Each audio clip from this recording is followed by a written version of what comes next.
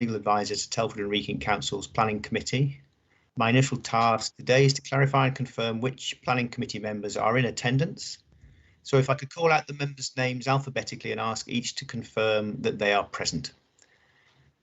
Councillor Nigel Dugmore. Present. Councillor Ian Fletcher. Present. Councillor James Lavery.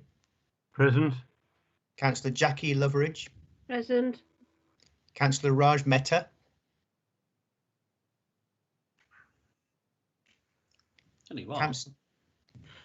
Present. Councillor Mehta, thank you. Councillor Peter Scott. Present. Councillor Charles Smith. Present. Councillor Chris Turley. Present. Councillor Derek White. Present. I can confirm, Chair, that the meeting is quorate. And now to assist, I'd like to clarify and confirm which Telford and Wrekin Council officers are also in attendance today. Valerie Hume, Service Delivery Manager for Planning. Present. Andrew Gittins, Area Team Planning Manager. Present. Karen Denmark, Principal Planning Officer. Present. Unfortunately, my internet quality has just gone very poor, so I'm getting a very juddery connection. So I'm hoping I can stay in, but if you lose me, I'll have to reboot. Okay, it's nice and clear at the moment, Karen. Just going down further. Kieran Robinson, Democratic and Scrutiny Services Officer. Present. Jane Clark, Democratic and Scrutiny Services Officer. Present. And I think that's it from officers. Correct me if I'm wrong, Jane. Am I all right? That's correct, Ian. Thank you. May I now hand over to our Chair of Planning Committee, Councillor Charles Smith, to formally open the meeting and welcome everyone to the meeting today. Well, good afternoon, everyone. Welcome to Telford and Wrekin Planning Committee. Due to current COVID-19 regulations, today's meeting is being held using audio conferencing and available for the public to listen to via an audio feed on the agenda page of our website or via the council YouTube channel. This ensures that all those involved or interested in the planning application can hear how the decisions are made. Only those people who have been notified prior to the meeting are able to speak and will be dialed into the meeting via telephone for the application on which they would like to speak. Members and other participants should only speak when invited to do so. Can everyone ensure that their microphones are on mute when not addressing the committee? Anyone disrupting the meeting will be muted or asked to remove themselves from the meeting. Welcome to the meeting. Item 1 on the agenda is apologies for absence. Chair, we've had apologies from Councillor Janice Jones and Councillor Jackie Loveridge is substituting. We've also had apologies from Councillor Kelly Middleton and Councillor Derek White is substitute. No other apologies. Thank you. Item 2, any declarations of interest? Jane, have you received your declarations? No? No, Chair, sorry, I've not received any declarations in advance. Okay, thank you. Item 3, the minutes of the previous meeting. Are they a true and correct record?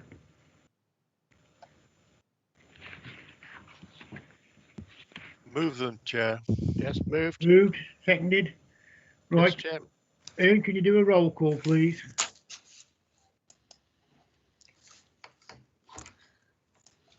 Yes, Chair. Again, going through in alphabetical order, perhaps members could indicate whether they are in favour of the minutes as being a true record. Councillor Nigel Dugmore.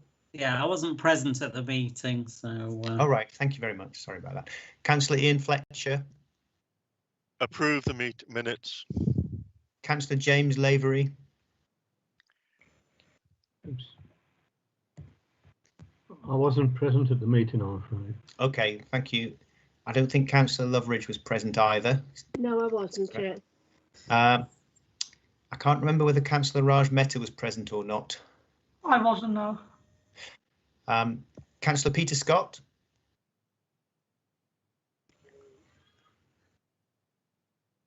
Approve. Councillor Charles Smith, Presently approved. Councillor Chris Turley, Approve. and I don't think Derek. I don't think you were present either at the last meeting. So Abstain. yes, thank you. Jane, That's 4 members for the minutes. thank Ian. you.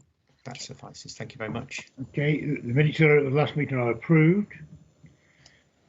Item 4 is deferred or withdrawn applications.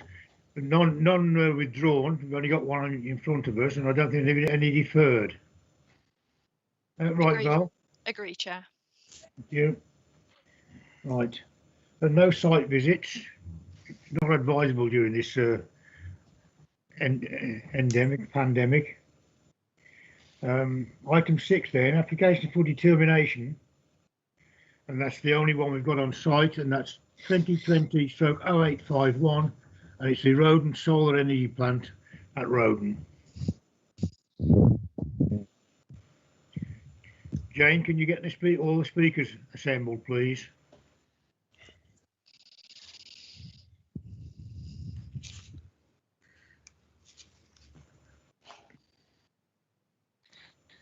Thanks, Chair. I think Kieran's going to invite all the members into the speakers. We'll have a slight delay while we get the speakers in.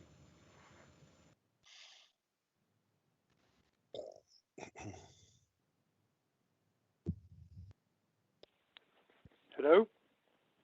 Unknown participant is now joining. Hello, Councillor Wixon. Yes, it is, yes. It's Councillor Charles Smith. I chair the Planning Committee, Telford Wrekin.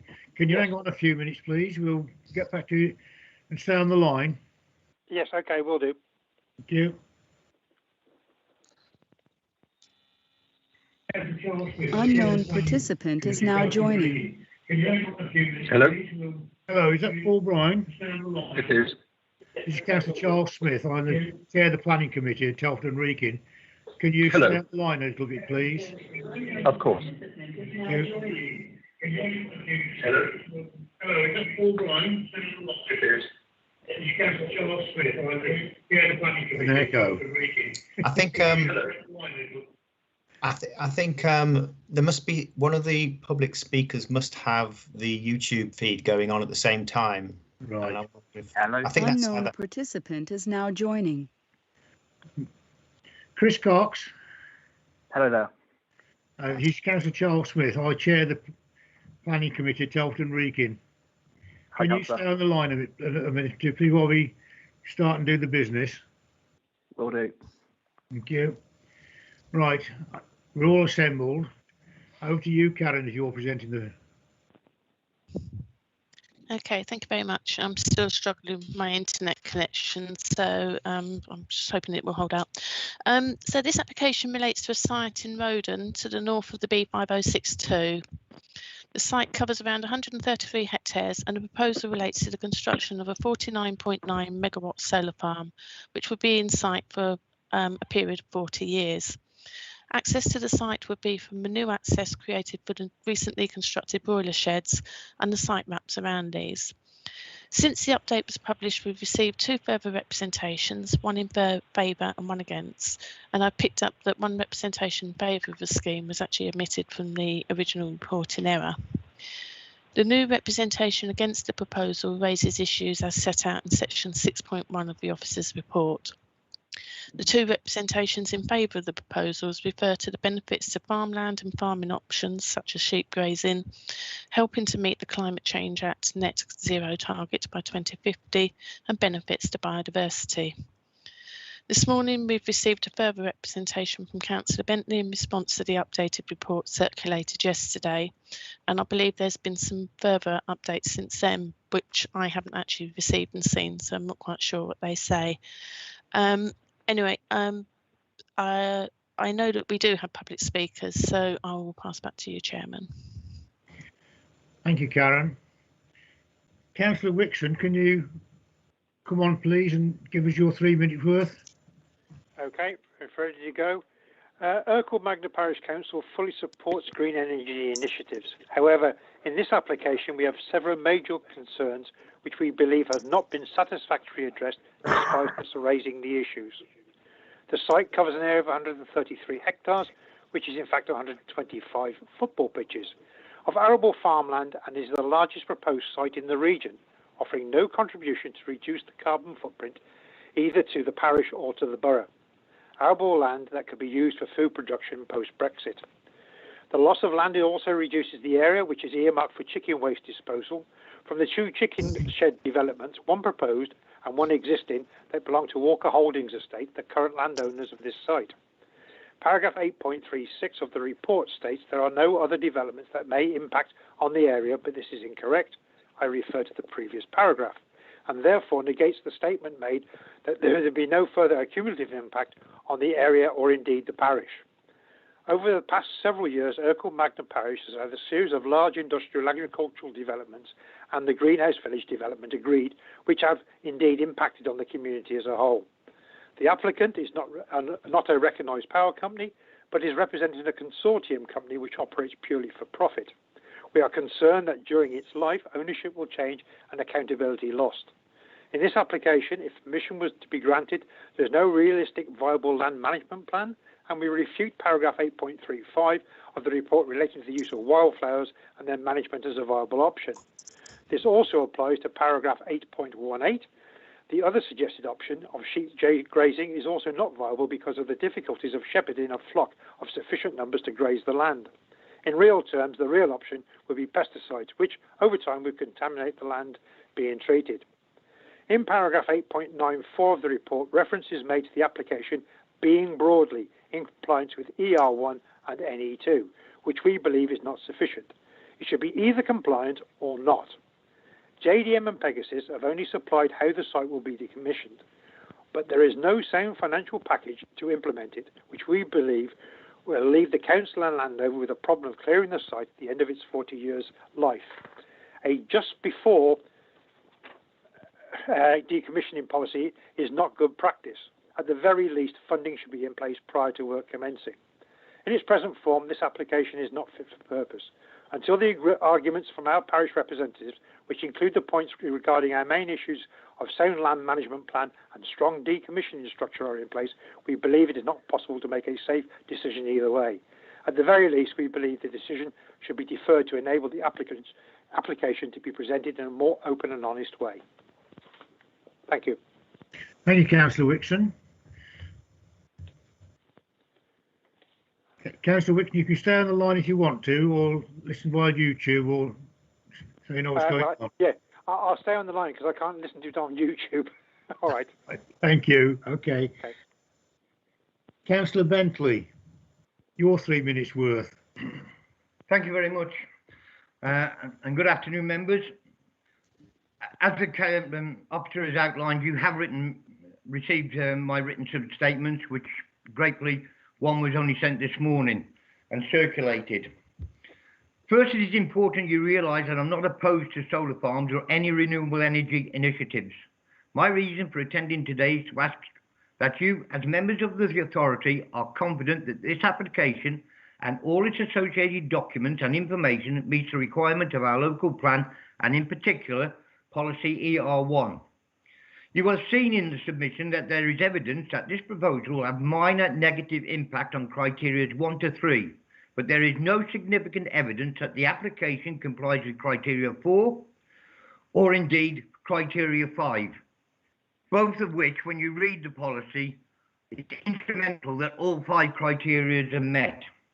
The site is productive agricultural land, as indicated in the agricultural land classification, situated in an area surrounded by estuary with picturesque landscape qualities. Before approving this application, it is necessary to ensure that a decommissioning plan with relevant financial security is in place before the plant is operational. I feel sure that when permission is granted, the applicant can be expected to sell the site onto third parties. Over the period of 40 years, classed as temporary for this purpose, the site and management of the plan will change a number of times. A legal agreement is essential to ensure that the area and in particular the nearby communities, can be assured that at the end of its life or sooner, this land will be cleared of contamination and returned as promised to productive agricultural land. This obligation will then have to pass on to new owners and managers over the years. I am informed that the cost of decommissioning will be substantial. A financial agreement funded early on to ensure that the site is not left redundant, brownfield, is essential. Other similar applications in other authority areas have such assurances written into the permission when granted.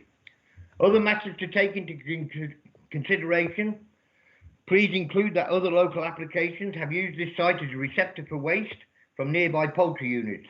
If this is not then available, where will the poultry waste go to?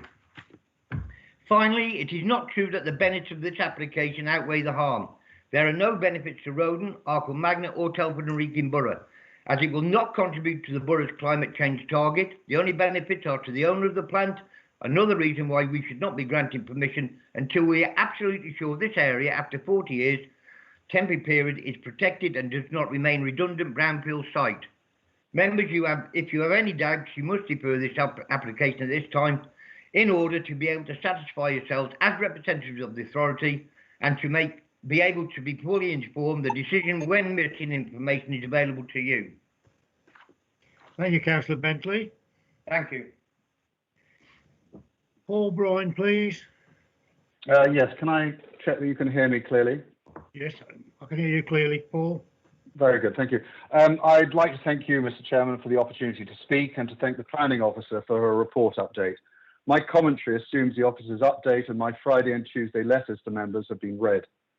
I support green energy, provided the entire life cycle of the plant is taken into account. Clean-up costs need to be paid for by the energy industry, not the community. My focus is the proposed 10.2 decommissioning condition. It will fail to protect the environment because it only considers planning risk and excludes financial risk, which the officer clearly recognises. 10.2 tries to address decommissioning at the end of the plant's life cycle at year 39, a just before condition, when from a financial risk perspective, it is already too late. The solar PV industry, because of its long-dated revenue streams and its liabilities to clean up, is both a panels on the ground planning concern and a structured finance vehicle, which embodies significant long-dated financial tail risk. The officer's update states three aspects. Her remit is only to provide for planning issues. There are substantive planning risks, and there are substantive financial risks. She admits her recommendation only takes account of planning risk. Complete reliance for financial risk is to be taken upon an unseen land lease contract. This might be reasonable from a planning perspective, but members cannot ignore the financial risks, which are de facto material considerations in this application. Otherwise, it would be like recommending that you can safely cross a busy road by only taking into account the road surface and the distance while completely ignoring the traffic. Members have a duty of care to the community, and ignoring half the officers' recognised risks looks challengeable. Application risks should be looked at in the round. This application is not just a planning issue. Members need to have appropriate planning, legal and financial advice to come to a decision on a solar farm and to look after the community's interests. Two district councils, Hambleton and East Riding, previously have applied so-called standard practice just before conditions to their solar applications. They are now both reconsidering their just before policy since it does not work. They now see that the operating company of the plant will be put into receivership when the decommissioning liability becomes manifest, and decommissioning will end up being enforced on the landowner, not the applicant. Condition 10.2 is a gift for the applicant, but a blow for the community. As proposed, 250 acres of brownfield in Roden will become the responsibility of and cost to the community, not the applicant. Therefore, I request that members defer their decision on this application until a secure and transparent decommissioning strategy is developed whereby the applicant, not the community, pays. As a way forward, there are better alternatives. In the case of Wood Lane Solar Farm, approved by Bassett Law District Council in August 20, a suitable decommissioning strategy has to be agreed before the plant becomes operational. Such condition early in the plant's life cycle is indeed protection for the community, provided that both planning and financial risks are taken into account under advice, the arrangement is negotiated in a transparent and open manner, and all stakeholders are involved. I hope that members will defer their decision and take appropriate advice to protect the community's interests. Thank you. Thank you, Paul. Chris Cox, please.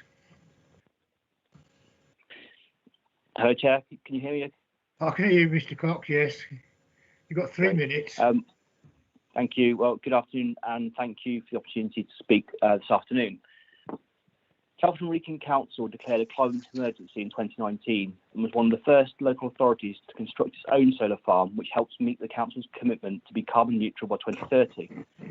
The Mutton Solar Farm will play an important role in helping to achieve the council's aspiration for the entire borough to be carbon neutral by 2030.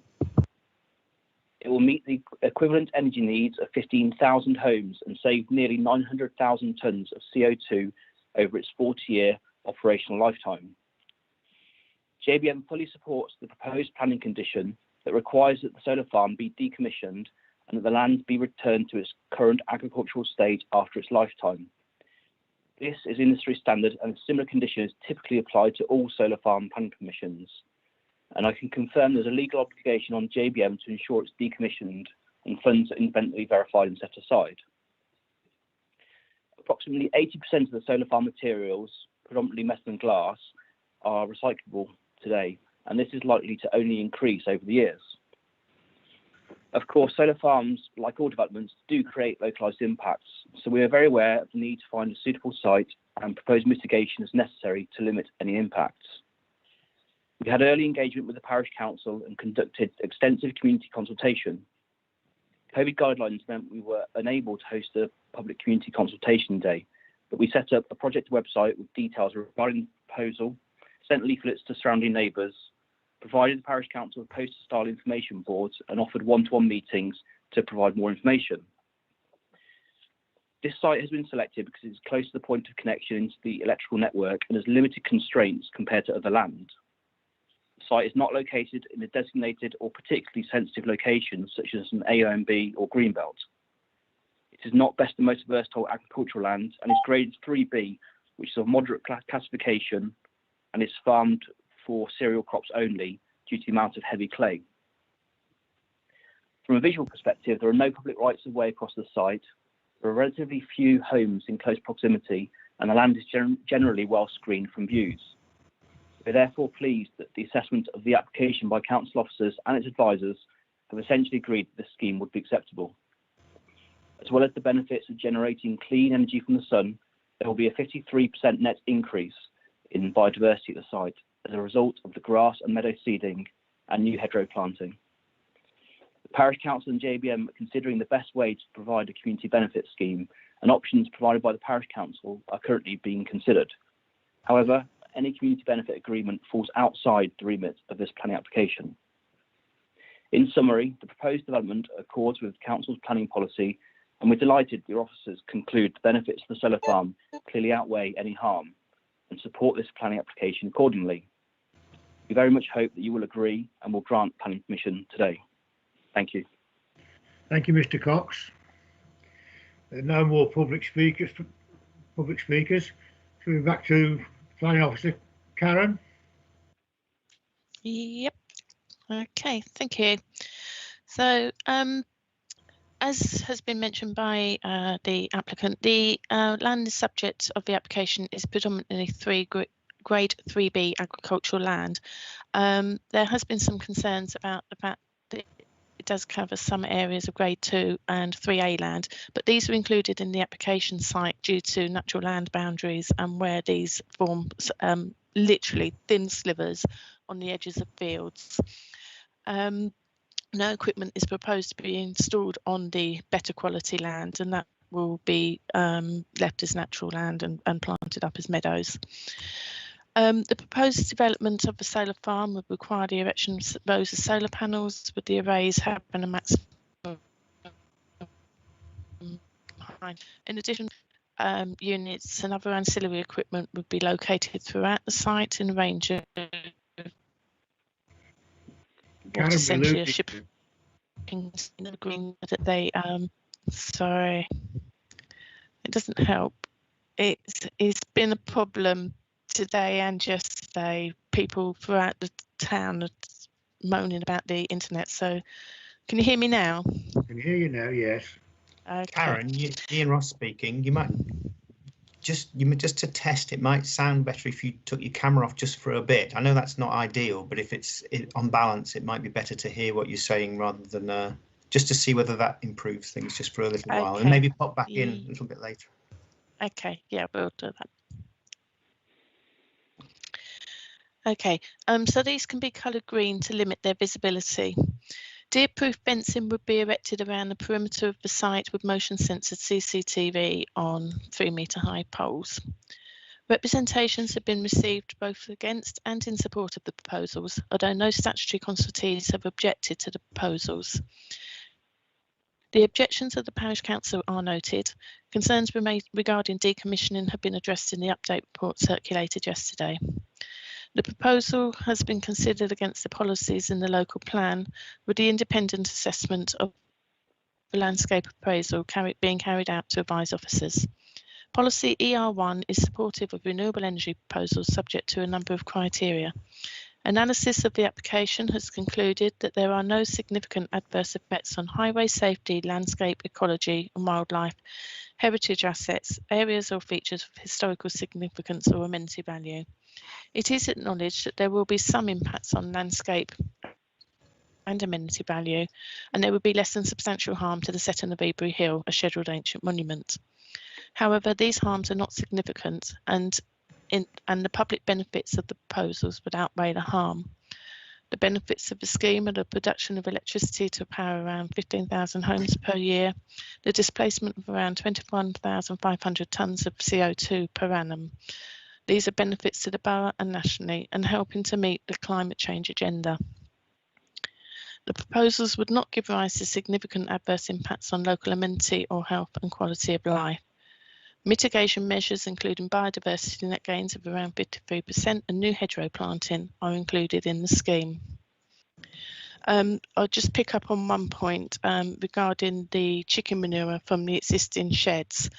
The landowners have recently applied, so the landowners control 923 hectares, of which this manure would have provided manure for some of the land that's within their control.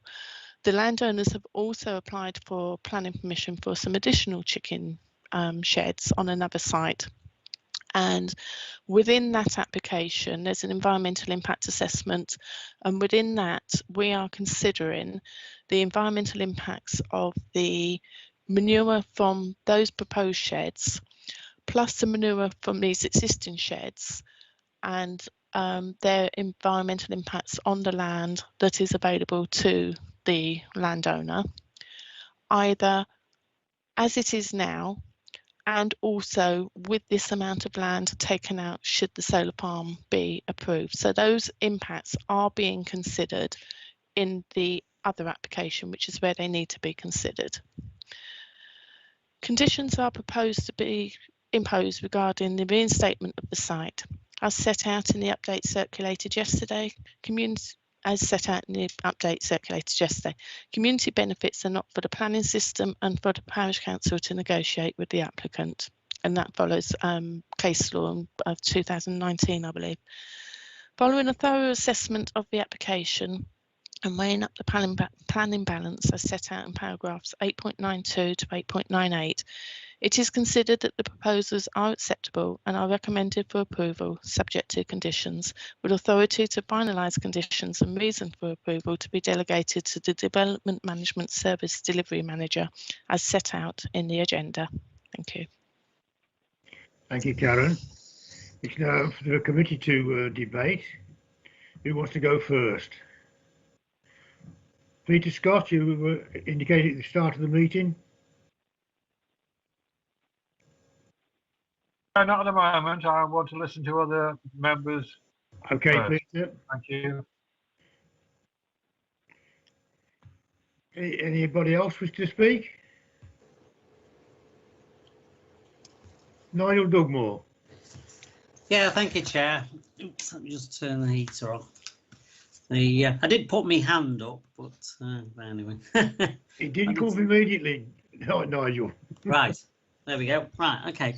I mean, yeah, I mean, look, I'm the first person to support green energy. I mean, I drive around in a hybrid car and all the rest of it, and I've got a solar farm in my ward. But I do have a few concerns with this one. I'd be interested to see what you know, sort of how the debate goes on it. I mean, my main concerns really is well, the first one is the quite a significant loss of the rural characteristics of the area. I mean, we've already got chicken sheds and we've got more chicken sheds to come.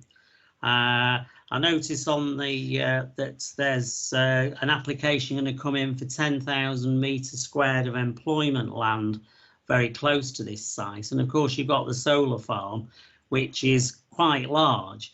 I mean, the public speaker said it was 125 football pitches. Well, I did my own calculation for Premier League pitches, and it's actually 186 football pitches, according to my calculations. So, I mean, you know, we're talking about a significant area of land here, and I do think that sort of, I mean, I know that we're perhaps talking 40 years hence, but I am concerned that Roden will start to become more of an urban settlement rather than a rural settlement.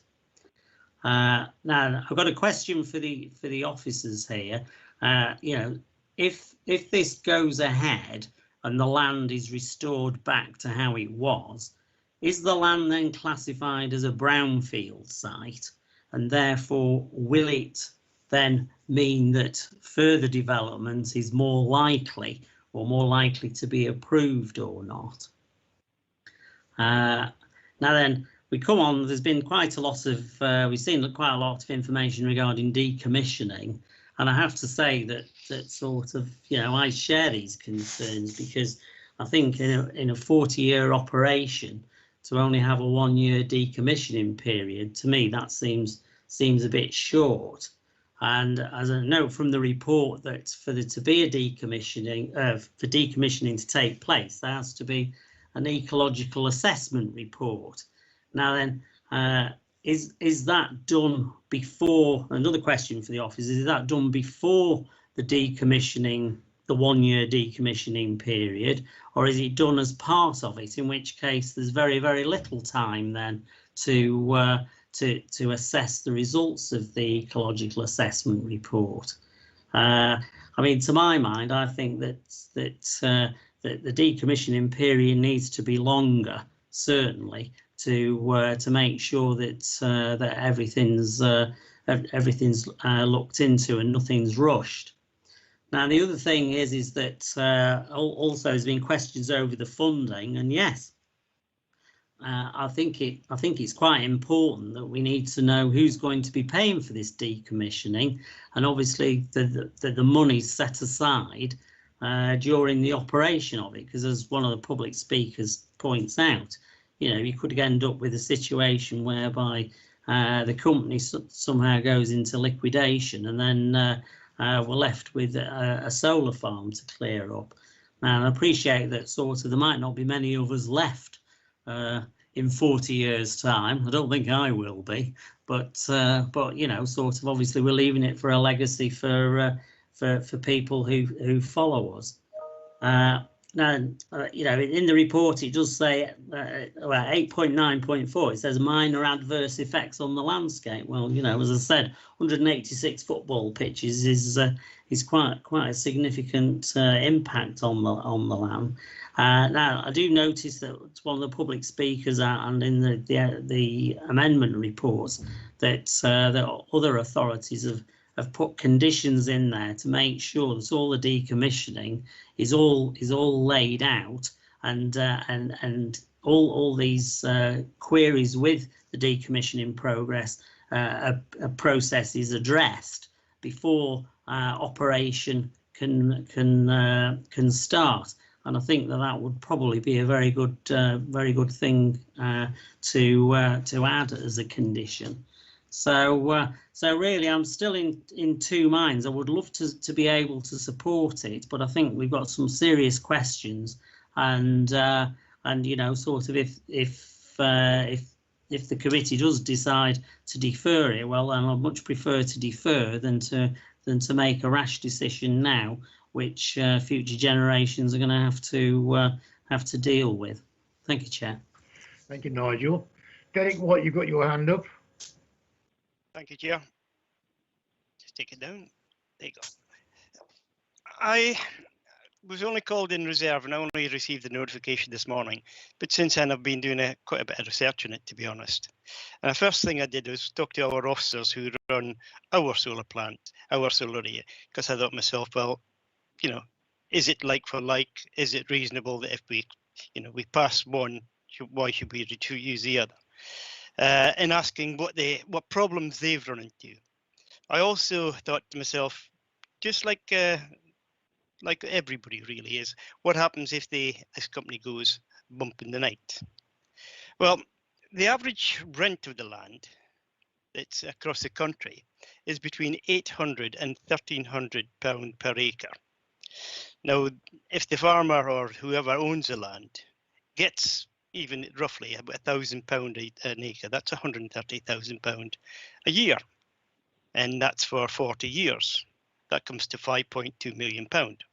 So he's got a fair amount in the bank if he does take the risk of resting this money, and that is his risk that he's taking. And it is nothing. It's not for us to tell them what risk they should be taking. We don't tell shop owners who set up shops, you know, you could go belly up if we end up with something like a COVID crisis, and you end up losing everything. So are we right to tell that person who owns that land the same?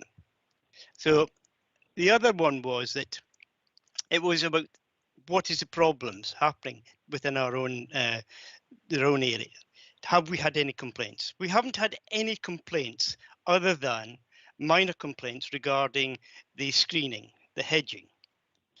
How are they managing to control it? By having grazing on it.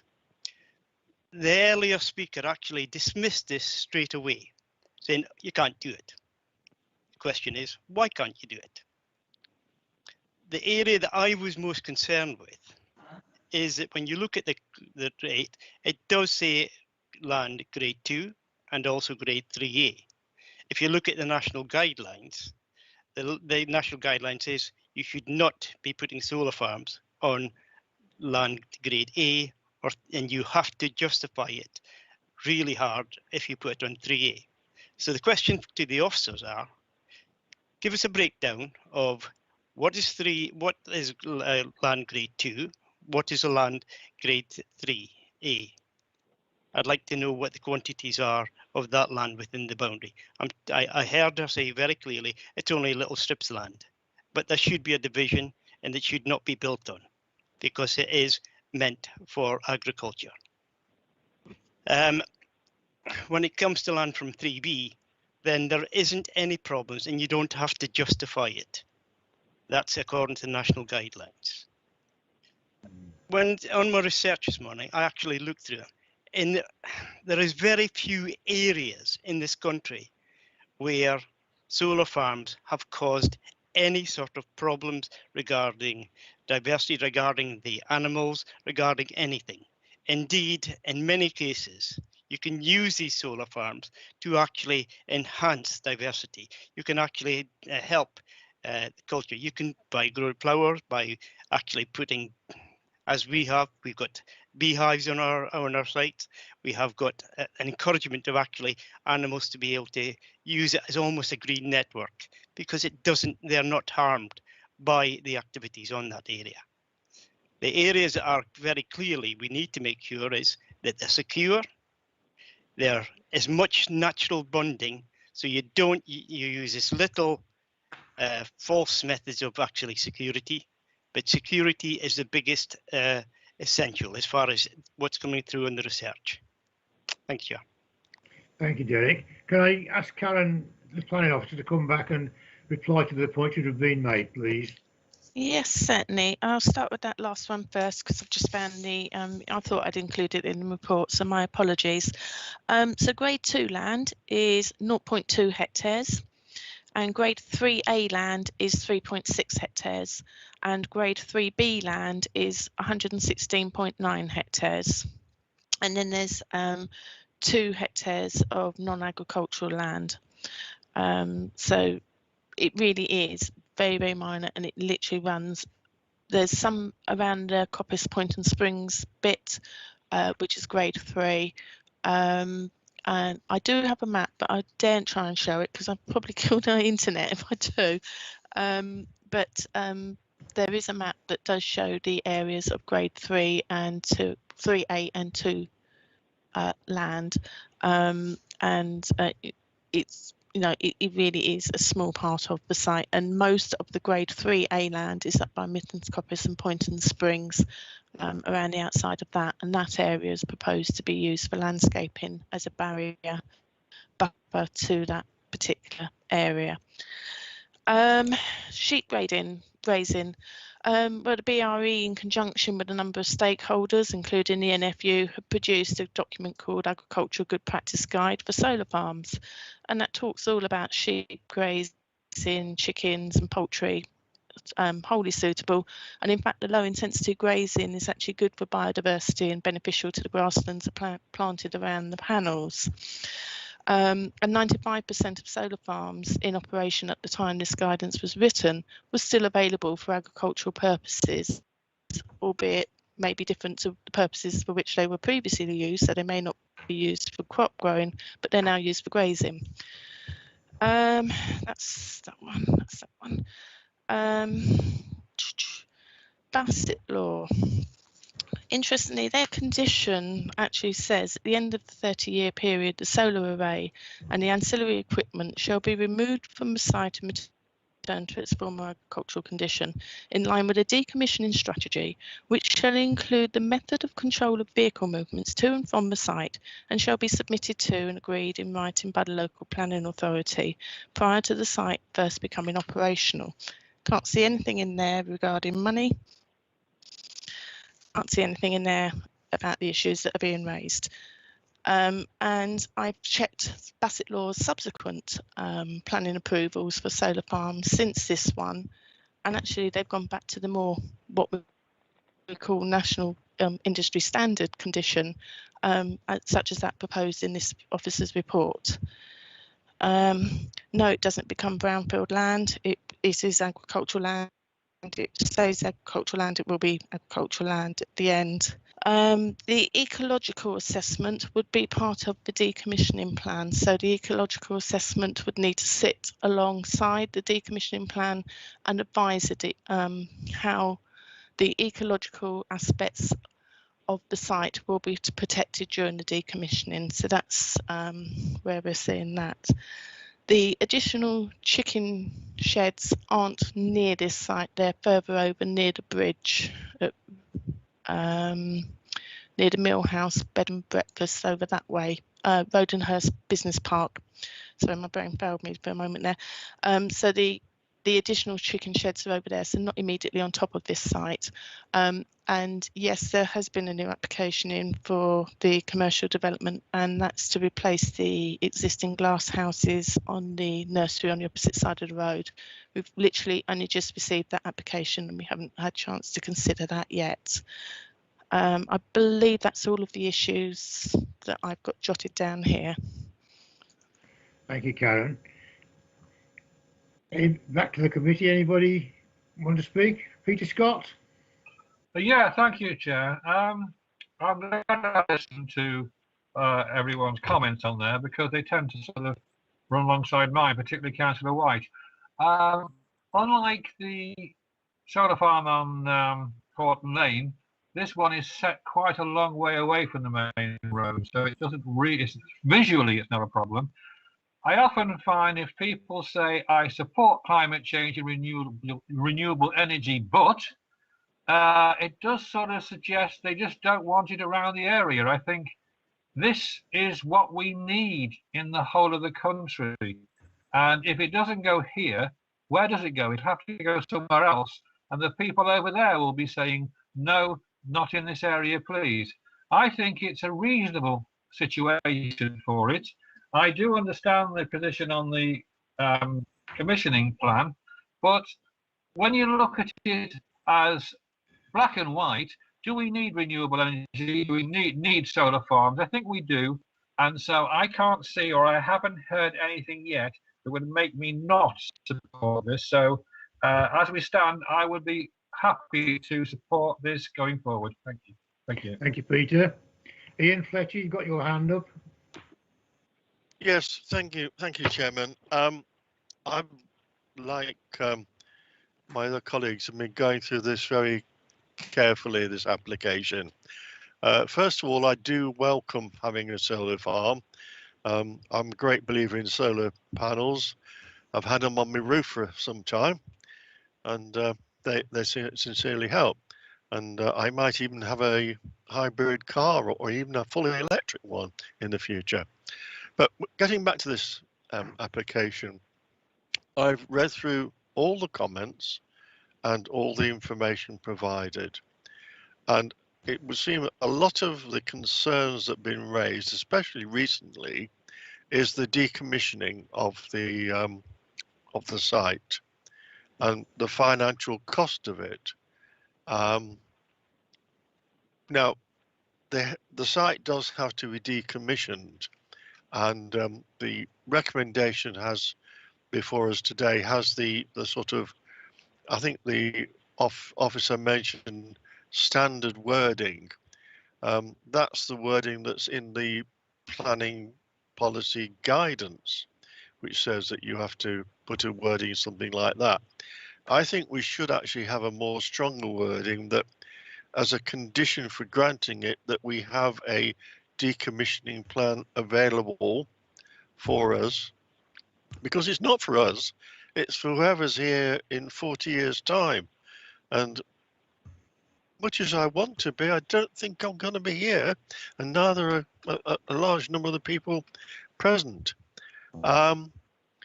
With regard to the financial things, people have said, well, it's going to cost the landowner. Well, that's not the council's risk, that's the landowner's risk. They're going to make money by renting out the land to this whoever's running a solar farm on it. It's up to them to make sure that if they're going to have the possible financial cost of clearing it up, then they've got to make sure that they've got the finances available. I think it's a farmer. I don't think farms usually go bust, so that they are going to have to pay, or they have to make sure that in their agreement with the people running the farm, they have the cost put on the people running the farm rather than themselves. That's nothing to do with planning, and we can't really interfere with that as far as I can see. So I think I should have to support this application, Chairman. Thank you. Thank you, Ian. Anybody else? Peter Scott, you've got your hand up again.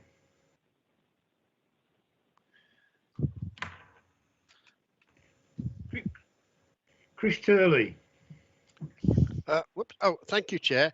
I mean, overall, I'm talking nationally now. I actually fully support the provision of solar farms, obviously subject to conditions.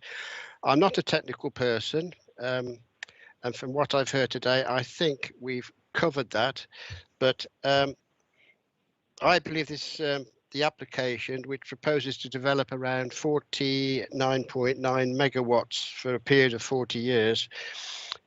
In addition, it will envisage to supply renewable energy to power the equivalent of more than 15,000 homes a year, plus it result in the displacement of around 21,500 tonnes of CO2 per annum, a positive benefit to the climate change agenda, and also along with the provision of a positive biodiversity net gain, which I welcome very much.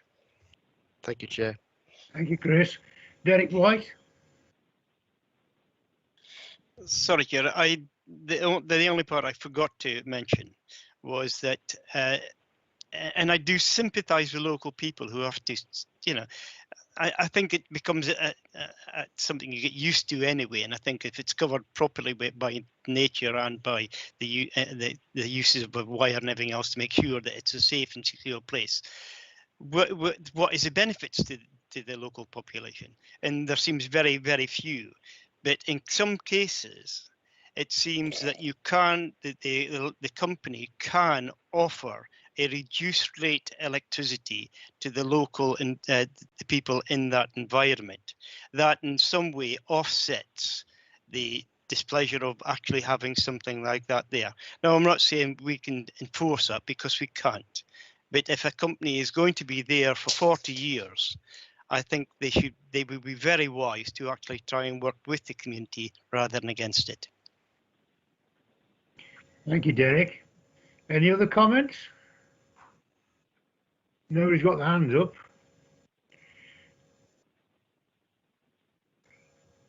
I think somebody just got, he's having problems with his internet difficulty. Sorry, Stephen Bentley, I can't back in. Only committee members. Move it, Chair. It's been moved. Second, Chair. It's been seconded. All those in favour, please. Ian Ross, do the roll call, please.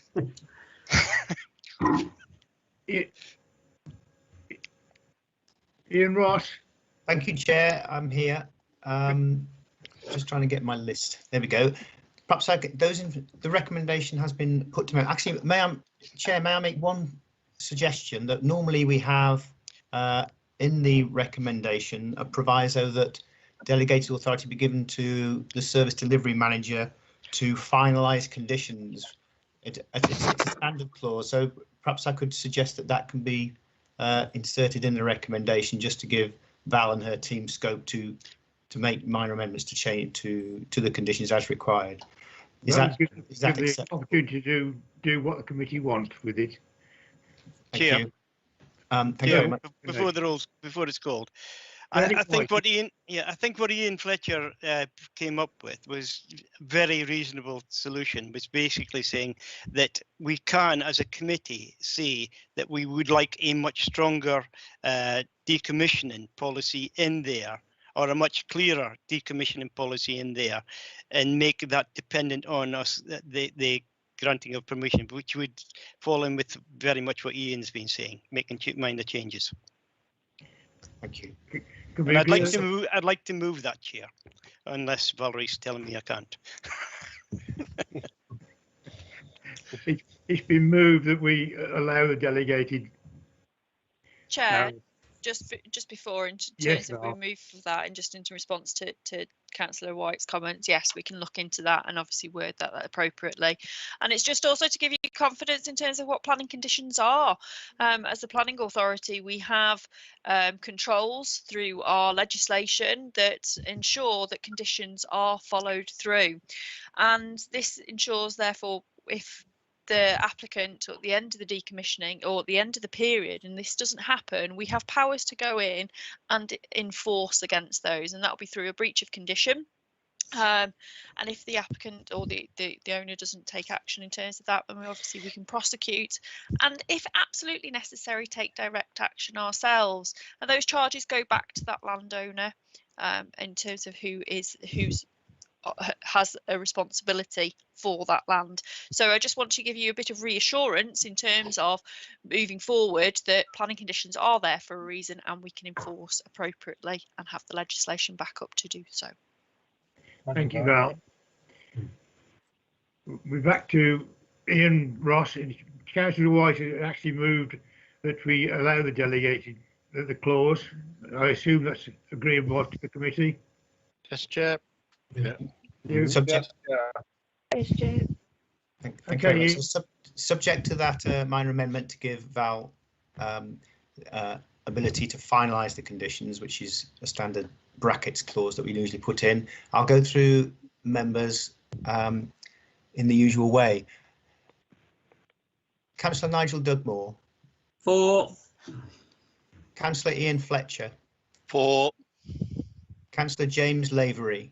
For. Councillor Jackie Loveridge, For. Councillor Raj Mehta, For. Councillor Peter Scott, For. Councillor Charles Smith, For. Councillor Chris Turley, For. Councillor Derek White. Muted 4. Jane? I think it was fairly obvious. That's unanimous, I think, Ian. Yes. Yes, Ian, that's unanimous. Thank you.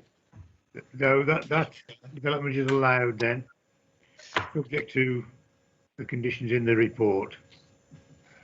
Okay, and the amended bit.